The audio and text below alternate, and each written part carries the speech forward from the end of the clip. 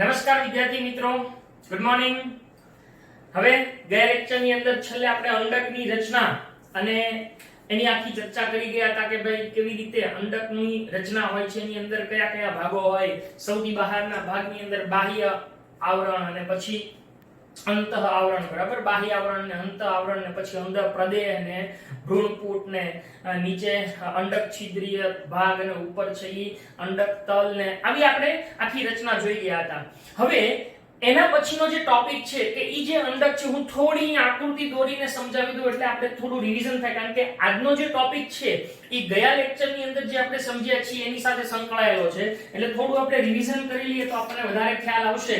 આ છે ઈ સ્ત્રી કેસર છે, બરાબર। હવે આ સ્ત્રી કેસરની અંદર અહીંયા જે નીચે જે ફૂલેલો તળ જે ભાગ છે, તલ ભાગ, એને આપણે કહીએ છીએ બીજાશય। આ બીજાશયની અંદર આપણે ગયા લેક્ચરની અંદર જોઈ ગયા હતા એ પ્રમાણે આવી ચોક્કસ પ્રકારની રચના જોવા મળે છે, જેને આપણે શું કહીએ છીએ? આને આપણે કહીએ છીએ અંડક, બરાબર છે। આ અંડક છે એ મુખ્યત્વે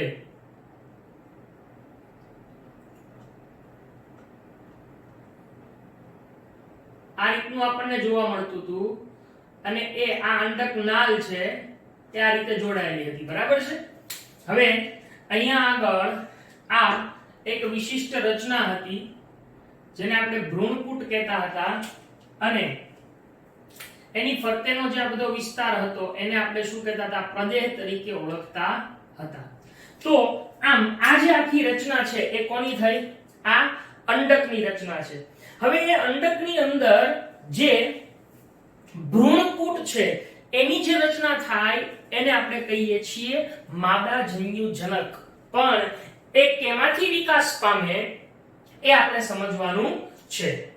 તો સૌથી પહેલો આપણો જે ટોપિક છે એ એક નાનકડો છે, પછી એની પછી જો મેઇન ટોપિક છે એ શરૂ કરશું।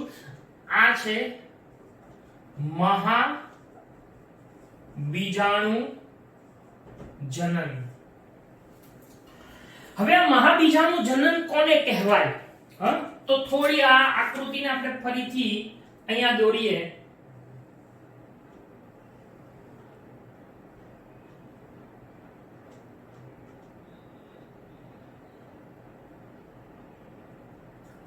બરાબર,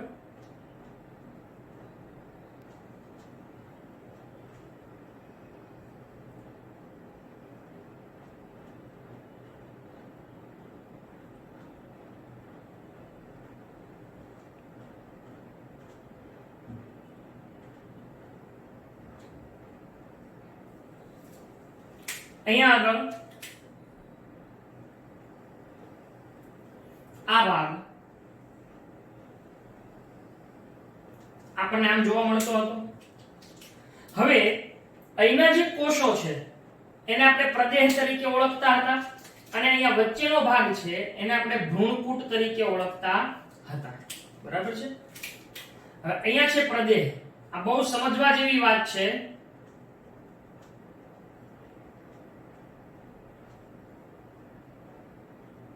આ પ્રદેહના કોષો છે, બરાબર।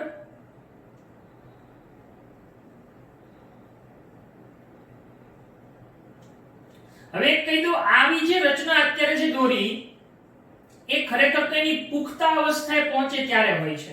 બીજું કે આપણે અહીંયા જે ભાગ છે એને શું કહેતા હતા? અંડક છિદ્રીય છેડો, અને એની સામેના ભાગને શું કહેતા હતા? અંડક તલ।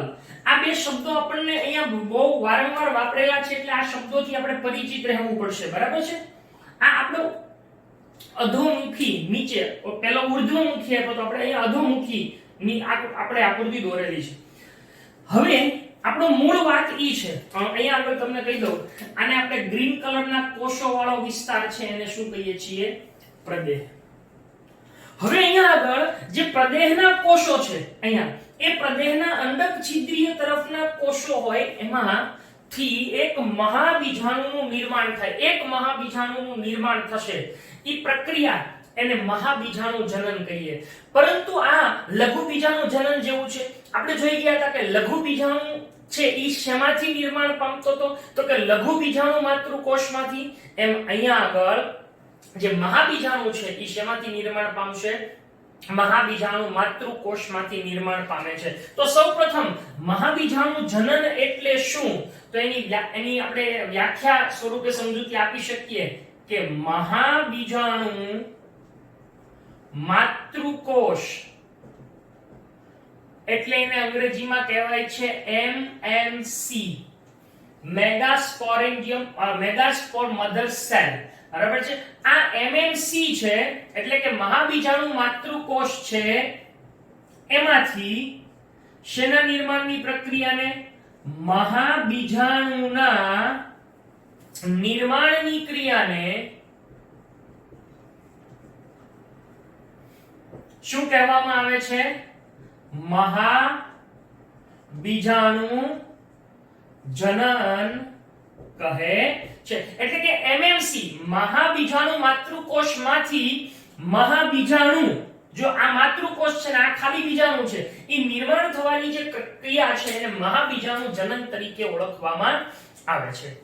હવે અહીંયા આગળ ખાસ ધ્યાન આપજો કે જે અંડક છે આખું લાલ કલરનું છે એને આપણે અંડક કહીએ છીએ. ઈ અંડકના પ્રદેહ એટલે આ ગ્રીન કલરનો ભાગ છે. જો અહીંયા એક શબ્દો બહુ મહત્વના છે. અંડકના પ્રદેહના અંડક છિદ્રીય પ્રદેશમાં, એટલે અહીંયા આ નીચે ફરીથી શબ્દ બોલું છું, અંડકના પ્રદેહના અંડક છિદ્રીય પ્રદેશ છે એના કોઈ ભાગમાંથી, કોઈ વિસ્તારમાંથી એક મહાબીજાણુ માતૃકોષ છે એ વિભેદન પામવાની શરૂઆત કરે છે. અહીંયા શું શબ્દ વાપર્યો છે? વિભેદન પામવાની શરૂઆત કરે છે. તો હવે સમજીએ કે એમાં શું થાય. બરાબર છે? જો આ આકૃતિને આપણે આ રીતે અહીંયાથી આમ દોરતા જઈએ છીએ એટલે તમને ખ્યાલ આવશે. હવે આની પછી જે વાત કરે છે એ શું છે? જો આવડું આ વાસ્તવિક છે, આ જે પુખ્તતા હોય ત્યારે આવું હોય, પણ આ કેમ બને છે એ હવે આપણે સમજવા જઈ રહ્યા છીએ. તો એમ કે છે કે જ્યારે પ્રદેહ છે એની ફરતે એક મોટો મહાબીજાણુ માતૃકોષ જોવા મળે છે. શું જોવા મળે છે? મહાબીજાણુ માતૃકોષ એ સૌથી મોટો પહેલા જોવા મળે છે. એ મહાબીજાણુ માતૃકોષ એનું કોષરસ ઘટ્ટ હોય અને કોષ કેન્દ્ર ધરાવતો હોય છે. હવે આ મહાબીજાણુ માતૃકોષ છે એ વિભાજન પામવાની શરૂઆત કરે અને એમાંથી 4 મહાબીજાણુઓની રચના કરે છે. શું કરે છે? 4 મહાબીજાણુઓની રચના કરે છે. અને એ 4 મહાબીજાણુઓ એ આગળ ભ્રૂણપૂટનું નિર્માણ કરતા જોવા મળે છે. તો હવે અહીંયા આગળ શું થાય છે? તો કે મહાબીજાણુ જનન તરીકે એને ઓળખવામાં આવે છે. ત્યાર પછી એમ કે છે કે અંડકના પ્રદેહમાં અંડક છિદ્રીય પ્રદેશમાં એક મહાબીજાણુ માતૃકોષ એ વિભેદન પામે છે. બરાબર? એક મહાબીજાણુ માતૃકોષ છે ઈ વિભેદન પામે છે અને ત્યારબાદ શું થાય છે? તો કે એ વિભેદન પામે છે કે જે શું ધરાવે છે? ઘટ્ટ કોષરસ અને મોટું કોષ કેન્દ્ર ધરાવે છે. એ કેવું હોય? તો જુઓ, સમજો બરાબર. આ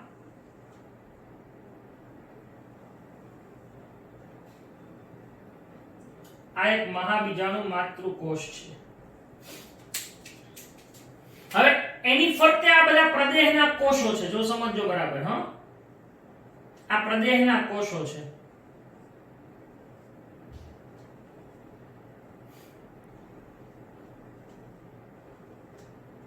આ પ્રદેહ છે. બરાબર? હવે અહીંયા આગળ આનું જે કોષ કેન્દ્ર છે એ મોટું છે. એક મોટું કોષ કેન્દ્ર અને એની અંદર એ શું ધરાવે છે? ઘટ કોષ રસ ધરાવે છે.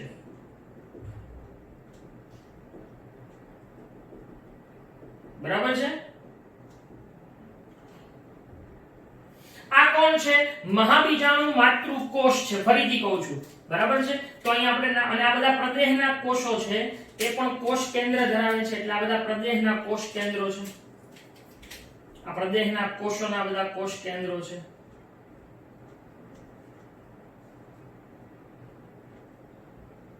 બરાબર? આ શું છે? પ્રદેહ. અને આ શું છે? મહાબીજાણુ માતૃકોષ.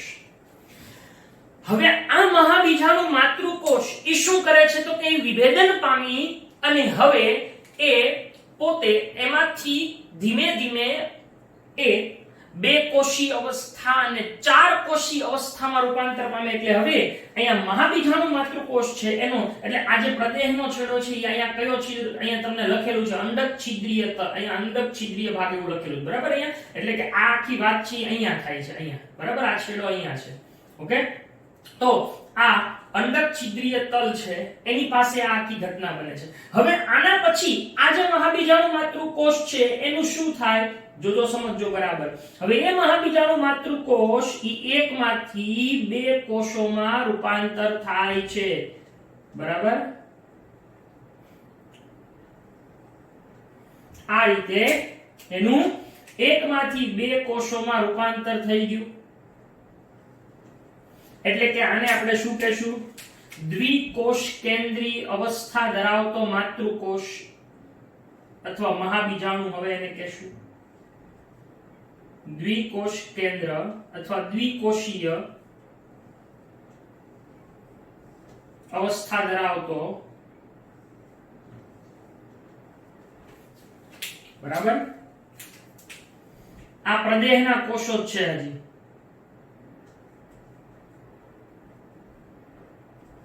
ઓકે? તો આ માતૃકોષ છે એમાંથી બે કોષ બન્યા એટલે કે બે દ્વિકોષ કેન્દ્ર ધરાવતો માતૃકોષ.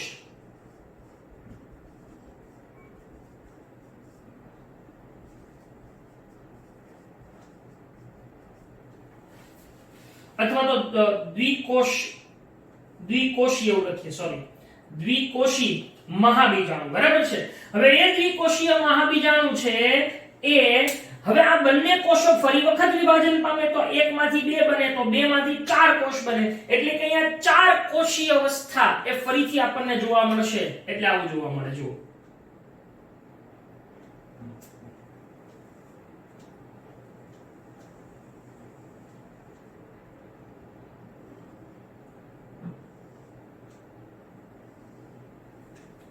બરાબર? આ ચાર કોષીય અવસ્થા આપણને જોવા મળે છે. હવે આ એક પ્રકારનું અર્ધીકરણ છે. આમાંથી આ બની અર્ધીકરણ થાય. મહાબીજાણુ માતૃકોષમાંથી આ બધા મહાબીજાણુ છે, બ્લુ કલરના એક એક છે. એ મહાબીજાણુઓના નિર્માણની ક્રિયા આખી એને જ આપણે શું કહીએ છીએ? મહાબીજાણુ જનન કહીએ છીએ. તો જુઓ, હવે અહીંયા આગળ આ પ્રદેહના કોષો તો આ રીતે આપણને ફરતે બધી જ જગ્યાએ જોવા મળશે.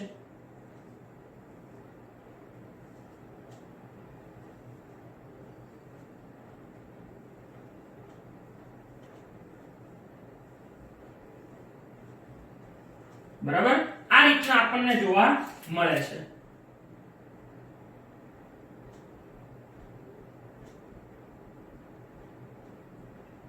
ઓકે? આ કેટલા કોષીય છે?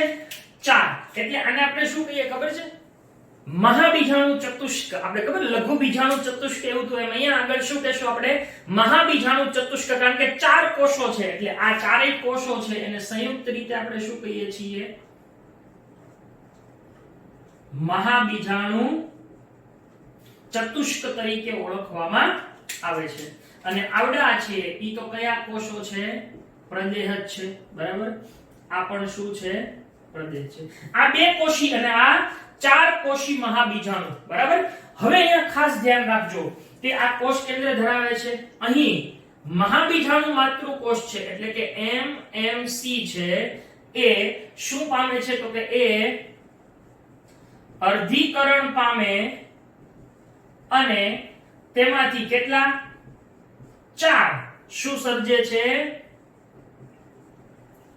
મહાબીજાણુઓ સર્જે છે હા આ 4 મહાબીજાણુઓ સર્જ્યા તો આમ આ થઈ ગયું મહાબીજાણુ જનન બરાબર તો અહીંયા જો વ્યાખ્યા લખી છે કે મહાબીજાણુ નું નિર્માણ થાય કેટલા મહાબીજાણુ સર્જાના 4 અચ્છા હવે અહીંયા સિમ્પલી વસ્તુ વિચારો તો કે પ્રદેહના કોષોમાંથી મહાબીજાણુ માતૃકોષ છે એની પ્લોઇડી શું હોય પ્લોઇડી એટલે ખબર પડે ને રંગસૂત્રો ની દ્રષ્ટિએ દ્વિકીય છે કે એકકીય પછી આ મહાબીજાણુ છે ઈ કેવા હોય પ્રદેહના કોષો આ બધાની પ્લોઇડી શું છે તમારે જોવાનું છે તમે એને વિચારજો અને પછી તમે મને જવાબ આપજો તો અહીંયા આગળ આ મહાબીજાણુઓનું સર્જન થઈ ગયું તો અહીંયા મહાબીજાણુ જનનની વાત છે ઈ પૂરી થઈ પણ હજી આ જે 4 કોષો બન્યા છે એનો આગળ વિકાસ થઈ અને એમાંથી એક ભ્રૂણપુટ બનશે ઈ અહીંયા જે બ્લેક કલરનું દેખાય ને આવું ભ્રૂણપુટ છે ઈ બનવાની પ્રક્રિયા એ હવે કેવી રીતે થાય એને આપણે સમજીએ જેને માદાજન્યુ જનક તરીકે ઓળખવામાં આવે છે કે ભ્રૂણપુટ છે એનો વિકાસ કેમ થાય તો હવે આની સાથે સંકળાયેલો એક ટોપિક છે જોઈએ માદાજન્યુ જનક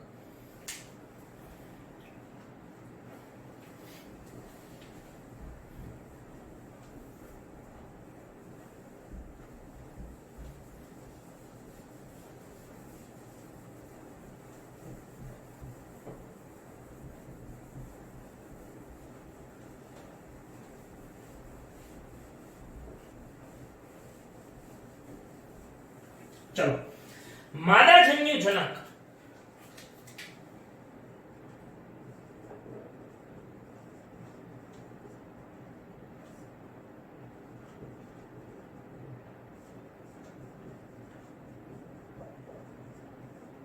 ભ્રૂણપુટ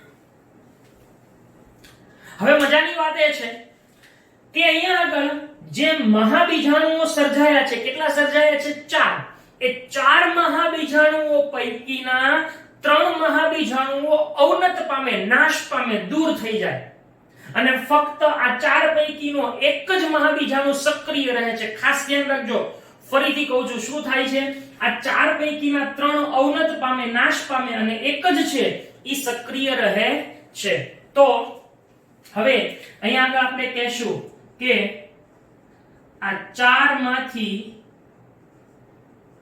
3 છે એ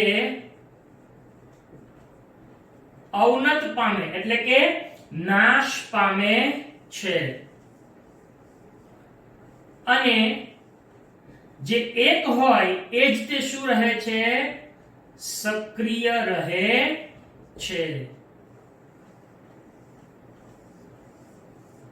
આ આપણા માટે બહુ અગત્યનો છે હા હવે ઈ જે એક સક્રિય રહ્યો કયો આ 4 મહાબીજાણુમાંથી એની આગળ વિકાસની પ્રક્રિયા એ શું છે માદાજન્યુ જનકનો વિકાસ કહેવામાં આવે છે હવે અહીંયા આગળ બીજું કે આ જે મહાબીજાણુ 4 માંથી એકમાંથી જ વિકાસ થાય છે એટલે એને એક બીજાણુ વિકાસ તરીકે પણ ઓળખવામાં આવે છે મોનોસ્પોરિક તરીકે ઓળખવામાં આવે છે તો હવે સમજીએ કે અહીંયા શું થાય ખરેખર હવે આ જે એક મહાબીજાણુ છે ફક્ત એક જ તે હું અહીંયા આગળ તમને આવું કરી દઉં છું આ એક છે એનું હવે અહીંયા શું થાય ખરેખર ઈ આવડો આ જે એક સક્રિય રહ્યો છે ને ઈ તે હો આવડો એ ભ્રૂણપુટ છે ફરીથી બોલું છું ભ્રૂણપુટ છે એ આવો છે હવે હું અહીંયા ભ્રૂણપુટને આવું કરી નાખું છું બ્લુ આ ભ્રૂણપુટ છે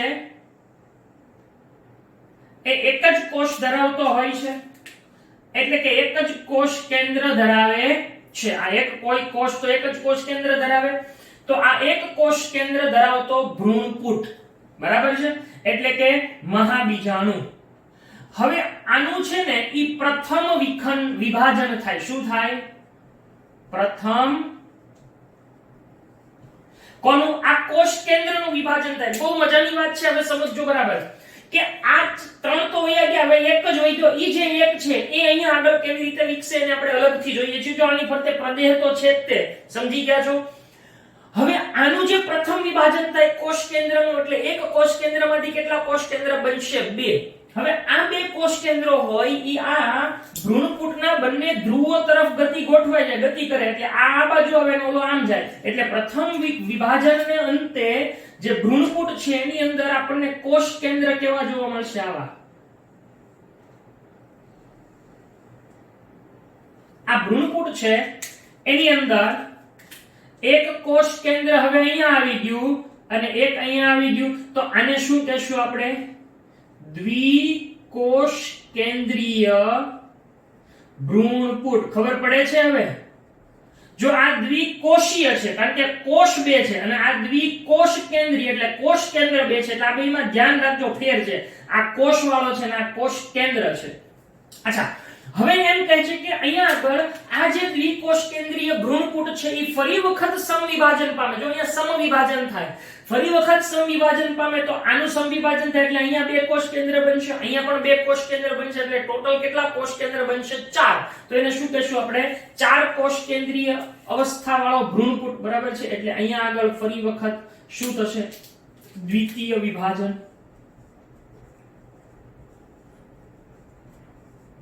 હવે દ્વિતીય વિભાજન થવાથી શું થાય? તો કે દ્વિતીય વિભાજન થવાથી આ જે ભ્રૂણપૂટ છે એ હવે આપણને આવો જોવા મળશે.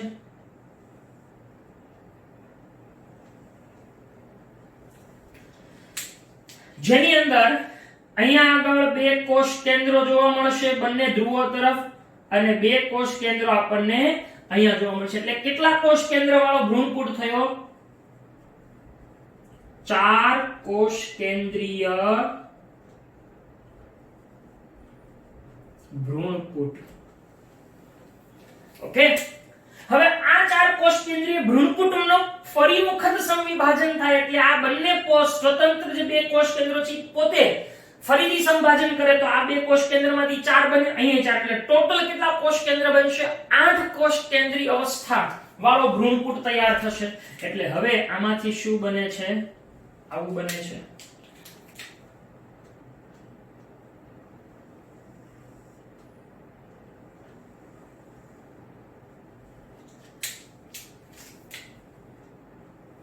આ 4 કોષ કેન્દ્રીય અવસ્થા ધરાવતો ભ્રૂણપૂટ અને એમાંથી આ 8 કોષ કેન્દ્રીય અવસ્થા ધરાવતો ભ્રૂણપૂટ બને છે. કેટલા કોષ કેન્દ્રીય છે? 8 કોષ કેન્દ્રીય.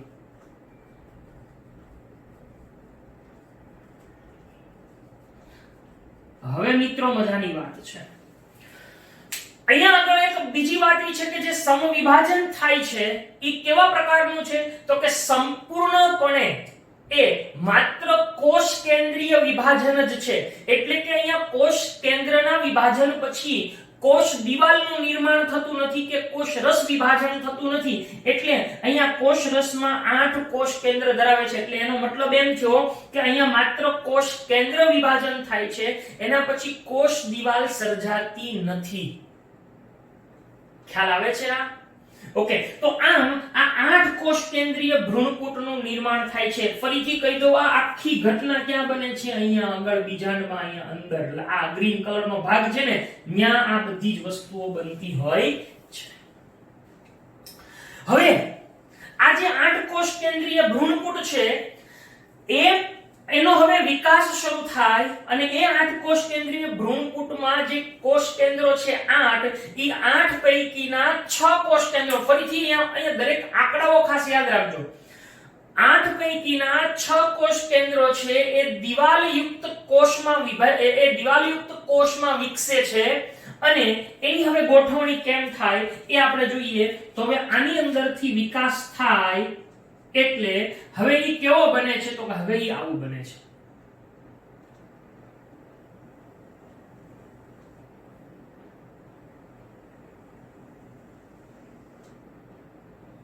આમ બને, જેની અંદર એના જે 8 કોષ કેન્દ્રો છે એ પૈકીના 2 કોષ કેન્દ્રો છે ઈ કોષના મધ્ય ભાગમાં અહીંયા ગોઠવાય છે અને એને દ્વિધ્રુવીય કોષો કહેવાય છે. શું કહેવાય છે? આ દ્વિધ્રુવીય કોષો. 2 ધ્રુવીય કોષો તરીકે કેન્દ્રસ્થ કોષો તરીકે ઓળખવામાં આવે છે, બરાબર. આ મોટો કેન્દ્રસ્થ કોષ અને એને બેને કહેવાય દ્વિધ્રુવીય કોષો. હવે એ ઉપરાંત અહીંયા આગળ 3 કોષો અહીંયા ગોઠવાયેલા છે. આ એની હમણાં રચના શું થઈ આપણે જોઈએ. અને બાકીના જે 3 કોષો, જો આ 3 અને અહીંયા 3 છે, એ કોષ દિવાલ કોષ કેન્દ્ર છે એ ધરાવશે, બરાબર છે. હવે અહીંયા આગળ કેવું બને છે, જો આમ બને કે અહીંયા આગળ આ પ્રકારે આ કોષ દિવાલનું રચના થતી હોય છે, આ બરાબર. અને આ ખરેખર આ વન ડાયમેન્શન છે, અને પાછળથી જોવામાં આવે અથવા ઉપરથી જોવામાં આવે તો આ 3 કોષ થઈ ગયા. ખ્યાલ આવે છે? આ આખી આકૃતિ આમ હોય. હવે આ દરેકને પોતાનું કોષ કેન્દ્ર તો એ જાળવી જ રાખ્યું, એટલે આ જે કોષ છે બ્લેક કલરનો દેખાય એનું કોષ કેન્દ્ર અહીંયા છે, આનું કોષ કેન્દ્ર અહીંયા, અને આનું કોષ કેન્દ્ર અહીંયા છે. તો આ પ્રમાણે કોષો છે એ કોષ દિવાલ ધરાવી અને આવી રચના તૈયાર કરે છે. હવે આ જે રચના તૈયાર થઈ એ પૈકીના આ જે 3 કોષો છે એને કહેવાય છે પ્રતિધ્રુવીય કોષો. હવે બીજી એક વાત તમને ઈ કહી દઉં કે અહીંયા આગળ આ જે નીચેનો છેડો છે ઈ કયો છેડો છે? અંડક છિદ્રીય છેડો. અહીંયા ખાસ યાદ રાખજો. અને આ ઉપરનો છેડો છે ઈ કયો? આ અંડકતલ. એટલે આ ખરેખર આવડું આ અહીંયા આમ હોય, આ ભાગ છે અહીંયા નીચે હોય અને આ ભાગ છે ઈ ઉપર હોય. અહીંયા અંડકતલ, એટલે અહીંયા લખવું પડશે કે અંડકતલ છેડો, બરાબર. હવે આ પ્રતિધ્રુવીય કોષો છે, આ શું છે? દ્વિધ્રુવીય કોષો.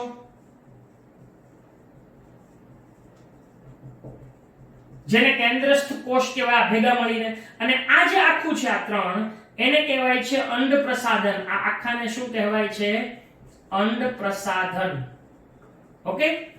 પછી હવે શું થાય છે તો કે હવે આ જે પ્રતિધ્રુવીય કોષો છે ને આ બધા જ છે એનો સંપૂર્ણ વિકાસ થાય અને જે ભ્રૂણપુટ છે ઈ કેવો તૈયાર થાય? તો હવે ભ્રૂણપુટ આખો આવો તૈયાર થાય. જો આ ભ્રૂણપુટ છે એ આખો આ પ્રમાણે આપણને તૈયાર થતો જોવા મળે છે.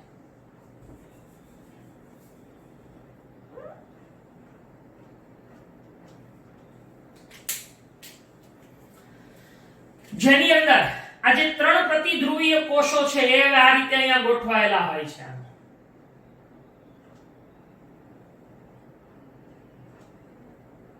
આ 3 પ્રતિધ્રુવીય કોષો આ રીતે ગોઠવાયેલા છે.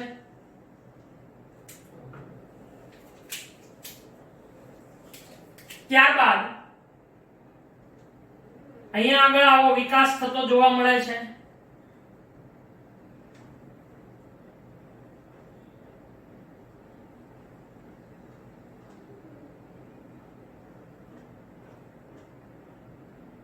બરાબર. હવે આ જે આખું અંડ પ્રસાધન શું છે એમાં આપણે સમજીએ. એ અંડ પ્રસાધનની અંદર મુખ્યત્વે આ જે કોષો છે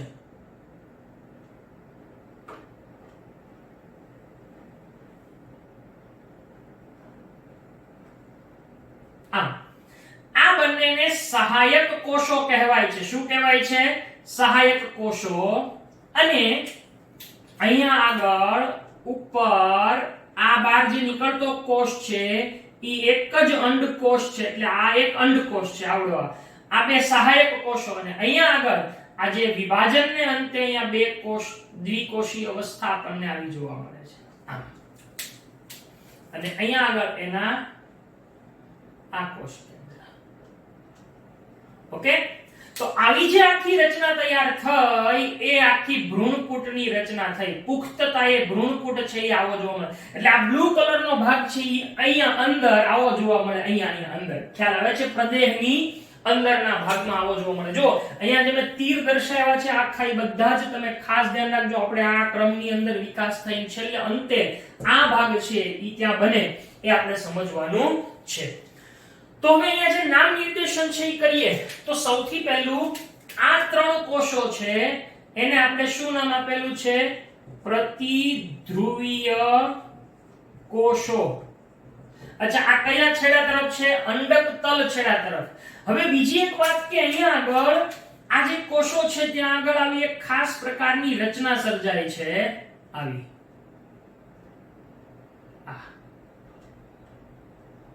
બરાબર, એનું નામ આપણે હમણાં લખીએ છીએ. ઓકે, હવે આને શું કહેશું આપણે? તો કે આને કહેશું મોટો કેન્દ્રસ્થ કોષ. શું કહેવાય છે? કેન્દ્રસ્થ કોષ. ઈ મોટો છે ખરેખર. અચ્છા, હવે આ શું છે આખું? તો કે એની અંદર આ ભાગ છે ઈ એક અંડકોષ છે અને આ બે છે ઈ શું છે? તો કે આ બે એ સહાયક કોષો છે અને ઈ ત્રણેય ભેગા મળે. આ ત્રણેય ભેગા મળે ત્યારે એને આપણે શું કહીએ છીએ? અંડ પ્રસાધન તરીકે ઓળખવામાં આવે છે. અહીંયા આગળ જે સહાયક કોષો છે એની અંદર આવી આપણને વિશિષ્ટ રચના જોવા મળે છે જેને તંતુમય પ્રસાધન કહે છે. શું કહે છે? તંતુમય પ્રસાધન તરીકે ઓળખવામાં આવે છે. આ તંતુમય પ્રસાધન ઈ શું કાર્ય કરે છે? તો કે તંતુમય પ્રસાધન એ જ્યારે ફલનની ક્રિયા થવાની હોય ત્યારે જે પરાગ નલિકા આવશે પરાગ કોષમાંથી, પરાગ નલિકા છે એનો સહાયક કોષમાં પ્રવેશ કરવામાં મદદ કરે છે. આનું મુખ્ય કાર્ય શું છે તંતુમય પ્રસાધનનું? પરાગ નલિકા જે આવશે ઉપરથી, જો ફરીથી કહું છું, કઈ અહીંયા પરાગરજ ઉડીને આવશે અને આમાંથી પરાગ નલિકા અહીંયાથી આમ આવીને આમાં આવશે ને અંદર દાખલ થશે, અહીંયાથી અંદરથી આમ જવા, ત્યારે સૌથી પહેલી પરાગ નલિકા કોની મારફતે જશે? અહીંથી અંદર જશે. તો આ આખી આ જે ભ્રૂણપૂટ છે એ માદાજન્યુજનક છે કે જે એક અંડકોષ ધરાવે છે. હવે એમ પૂછાય, આમાંથી આવો પ્રશ્ન પૂછાય છે કે ભ્રૂણપૂટ છે કોઈ પણ ખાસ કરીને આવૃત બીજધારી છે એનો લાક્ષણિક ભ્રૂણપૂટ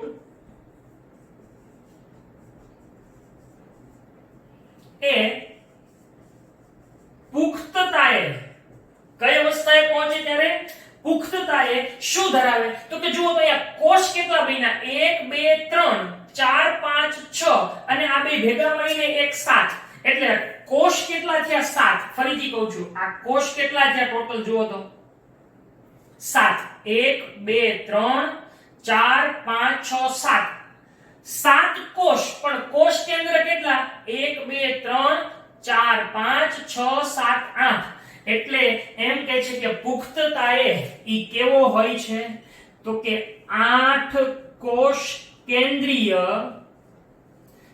અને 7 કોષીય અવસ્થા ધરાવે છે. આવો આપણને પ્રશ્ન પૂછાય છે. હા, કે આવૃત બીજધારીનો લાક્ષણિક ભ્રૂણપૂટ પુખ્તતાએ 8 કોષ કેન્દ્રીય, અહીંયા કોષ કેન્દ્ર સંખ્યા ગણો 8 થાય પણ કોષની સંખ્યા 7. શું કામ આવું થયું? તો કે આ બે કોષ કેન્દ્ર ભેગા મળીને એક જ કોષ રચ્યો એટલે 7 કોષ કેન્દ્રીય. જો આ બે છૂટા હોત તો 8 કોષ કેન્દ્ર અને 8 કોષ જ હોત. ખ્યાલ આવે છે?